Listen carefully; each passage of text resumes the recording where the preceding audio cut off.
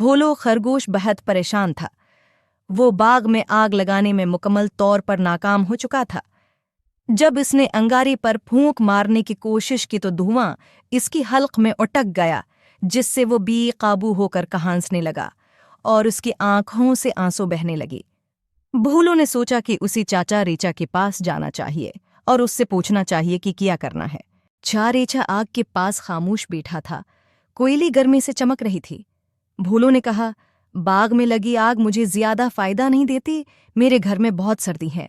चाचा रीचा अभी तक खामोश बैठी हुए सोच रही थी कि भोलो की बाग की आग गंदी होने की वजह से बुझ गई है। इसने भोलो से कहा कि उसे साफ करने की जरूरत है। भोलो ने हैरान होकर कहा, साफ करो, लेकिन मेरे पास तो झाड़ू भी नहीं है, कहाँ से लाऊं? जब तक वो घर वापस नहीं आया, भोलो की कान झक रही थी और वो अदास महसूस कर रहा था। वो सोच रहा था और आखिरकार उसे एक ख्याल आया। अगले दिन वो लोमड़ी के घर गया और इससे शाइस्तगी से बात करने लगा।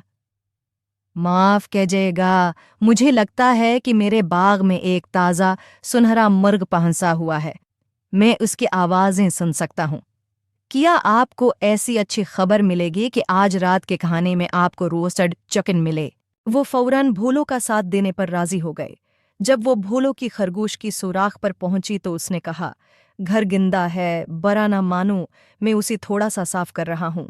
फिर उसने बाग में झांक कर कहा, मैं उसकी दम की परों को देख सकता हूँ। अगर तुम बाग में चढ़ोगे तो मुझे उम्मीद है कि तुम उसे पकड़ लोगे। लोमड़ी जोश से काम पते हुए बाग में चढ़ा गए। वो बाग में चढ़ी तो काली राख का ढेर जमा होने लगा। लोमड़ी की लंबी दुम बालकल झाड़ों की तरह थे, जो बाग की दीवारों की गर्द झाड़ू देकर उनकी सफाई कर रही थी। इसकी दम गंदी हो रही थी, लेकिन उसने बात जारी रखते हुए कहा, मुझे कोई मर्ग नजर नहीं आ रहा, मुझे थोड़ा ऊपर जाने दो। जब तक लोमड़ी बाग से बाहर छत पर चढ़ी थे, वो हैरान रह गई थी, क्योंकि अब वो सिर्फ एक काम कर सकते थे, फिसलना और नीचे गिरना। वो गुस्से में आ गई और बोली, मैं तुम्हें सबक सिखाऊंगा जब मैं नीचे आऊंगा, तुम भूलो।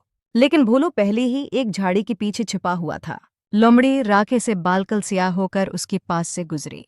इसने खुशी से कहा, शुक्रिया फॉक्स, मेरे बाग की सफाई का शुक्रिया।